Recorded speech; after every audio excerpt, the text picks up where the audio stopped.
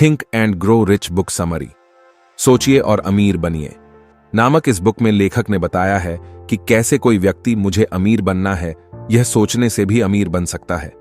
लेखक का कहना है कि किसी भी काम को करने का सबसे पहला चरण उसके बारे में सोचने का होता है। उसमें सफलता पाने के लिए उसके अनुसार काम करना तो बाद का चरण है। इस बुक के लेखक नेपोलियन हिल कहते थे कि आप मुझे सिर्फ 5 मिनट दो और मैं आपको इन 5 मिनटों में यह बता सकता हूं कि आपका फाइनेंशियल फ्यूचर क्या और कैसा होने वाला है, यानी आप अमीर बनेंगे या नहीं। इस बात को उन्होंने इतने यकीन के साथ कहा था क्योंकि उन्होंने अपने जीवन के पूरे 20 वर्ष अमीर लोगों की साइकोलॉजी, माइंडसेट, लाइफस्टाइल और आदतों का अध्ययन किया था। थिंक एंड ग्रो रिच नामक इस महान बुक में लेखक ने सोचने की शक्ति से कोई भी चीज हासिल करने के बारे में जो अति महत्वपूर्ण बातें बताई हैं वह है। थिंक एंड ग्रो रिच के आरंभ में ही लेखक ने बताया है कि आप जिस भी चीज के बारे में सोच सकते हैं या कल्पना कर सकते हैं उसे आप रियल लाइफ में भी हासिल कर सकते हैं। इसलिए अपना लक्ष्य हमेशा बड़ा रखें।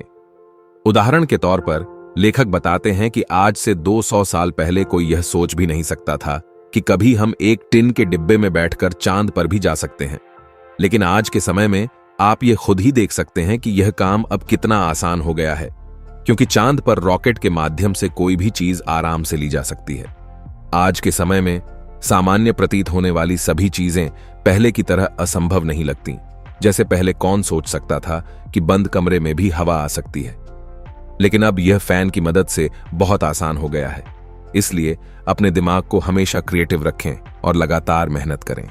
एक ना एक दिन वह संभव हो ही जाता है। Work harder and longer.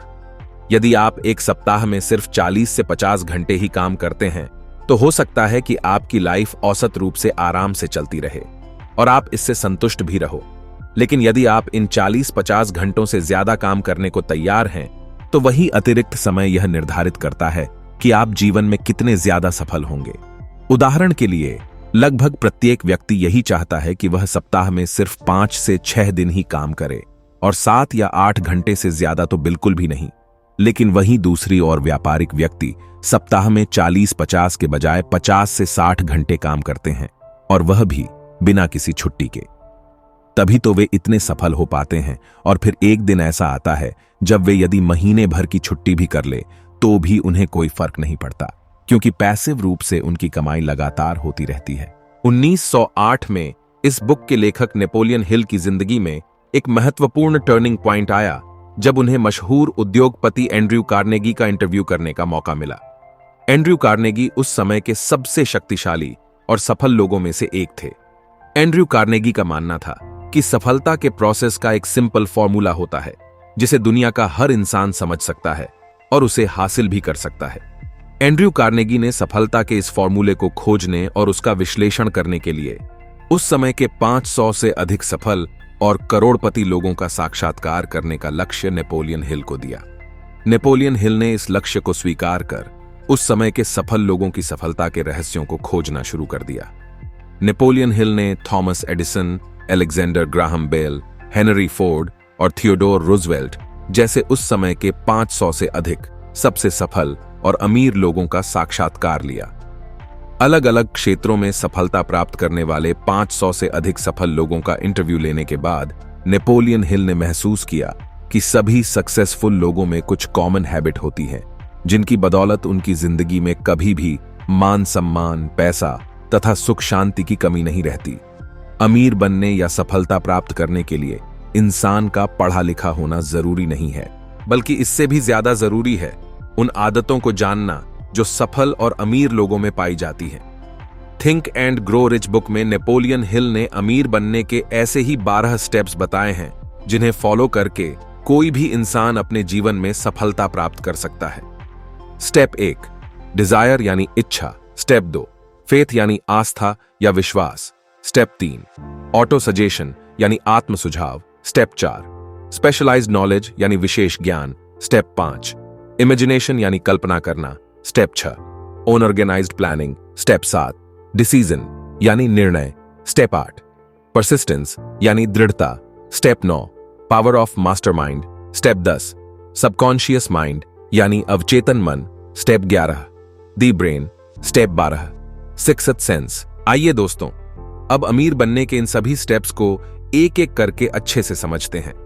Step 1 Dzire यानी इच्छा। बर्निंग डिजायर किसी भी काम को करने और उसमें सफलता पाने के लिए सबसे पहले आपको उसके बारे में प्रबल इच्छा शक्ति से सोचना होता है। लेखक बताते हैं कि असंभव नाम की कोई चीज होती ही नहीं है और आपका आधा काम तो सिर्फ सोचने से ही हो जाता है, क्योंकि अधिकतर लोग तो सोचते भी नहीं हैं। लेखक ने इस बुक में एक अविश्वसनीय उदाहरण देते हुए बताया है कि उनका पुत्र जो जन्म से ही गूंगा और बहरा था, जिसके बारे कोई सोच भी नहीं सकता था कि वह भी कभी एक आम व्यक्ति की तरह सुन पाएगा और बोल पाएगा, लेकिन लेखक ने अपनी प्रबल इच्छा शक्ति, सोच और मेहनत से इस असंभव कार्य को भी संभव कर दिखाया। अगर आप पैसा कमाना चाहते हैं तो आपके अंदर पैसा कमाने की बर्निंग डिजायर होनी चाहिए। ऐसा नहीं है कि यह नियम केवल पैसा कमाने के लिए ही लागू होता है, बल्कि यह दुनिया के हर काम पर लागू होता है। आप जो सोचते हैं आप वो कर सकते हैं, बस आपके अंदर उस काम को करने की बर्निंग डिजायर होनी चाहिए। लेखक ने इस किताब में 6 स्टेप्स बताए जिनके जरिए आप पैसा कमाने की इच्छा को पूरा कर सकते हैं। आप जितना पैसा कमाना चाहते हैं उसे अपने मन में सोच लीजिए। यहां सिर्फ यह कहना काफी नहीं होगा कि मैं बहुत पैसा कमाना चाहता हूं। आपको एक निश्चित धनराशि ही सोचनी पड़ेगी, जैसे मैं 1 लाख रुपए हर महीने कमाना चाहता हूं। अब आपको यह निर्धारित करना होगा कि 1 लाख रुपए हर महीने कमाने के लिए आप क्या क्या काम कर सकते हैं। जैसे आप मेरी तरह ब्लॉगिंग कर सकते हैं या फिर YouTube चैनल बनाकर भी पैसा कमा सकते हैं। कहने का मतलब है कि आप अपनी पसंद का ऐसा कोई भी काम कर सकते हैं जिससे आप हर महीने 1 लाख रुपए कमा सकें। इसके बाद आपको एक निश्चित तारीख डिसाइड करनी होगी, जिस तारीख तक आप अपना इच्छित पैसा, जितना आपने सोचा था, कमा सकते हैं। जैसे मैं दिनांक 30 दिसंबर 2026 तक 1 लाख रुपए हर महीने कमाना शुरू कर दूंगा। इसके बाद आप इच्छित पैसा कमाने के लिए जिस काम को करना चाहते हैं उसे करने के लिए एक निश्चित योजना बनाएं और फिर बिना किसी देरी के उस काम को शुरू कर दें। आप कितना पैसा कमाना चाहते हैं, आप इच्छित पैसा कमाने के लिए क्या काम करेंगे, आप किस तारीख तक इच्छित पैसा कमाएंगे, उस काम को करने की आपकी क्या योजना है। इन सारे सवालों के जवाब स्पष्ट रूप से किसी कागज पर लिखकर एक स्टेटमेंट तैयार कर लें। इसके बाद आप अपने इस लिखित स्टेटमेंट को दिन में 2 बार जोर से पढ़ें और इसे हमेशा याद रखें। आप सबसे ऊपर अपनी कौन सी इच्छा को रखते हैं? एक पावरफुल डिजायर अपने लक्ष्य तक पहुंचने के लिए 2 तरह के मोटिवेशन को यूज करती है। पुल मोटिवेशन आपके लक्ष्य का परिणाम इतना अनुकूल होगा कि वो आपको अपने लक्ष्य की तरफ अट्रैक्ट करेगा। पुश मोटिवेशन, अगर आपने एक्शन नहीं लिया उसका नेगेटिव रिजल्ट आपको एक्शन करने के लिए पुश करेगा। लेखक की इच्छा के 5 महत्वपूर्ण क्षेत्रों को दिखाता है: करियर, लीडिंग, मनी, फेलियर और अन्य लोगों की इच्छाएं। करियर, मुझे क्या मिलेगा, मैं कैसे ग्रो करूंगा। अहंकार से संबंधित चिंता जैसे शीर्षक, वेतन, लाभ आदि, ये शिफ्ट होना चाहिए। कंपनी और पोजीशन के अंदर ग्रोथ ऑन अपॉर्चुनिटीज के लिए। लीडिंग, आपको लीड करने के लिए पहले से ही एक लीडर को फॉलो करना और उनसे सीखना होगा।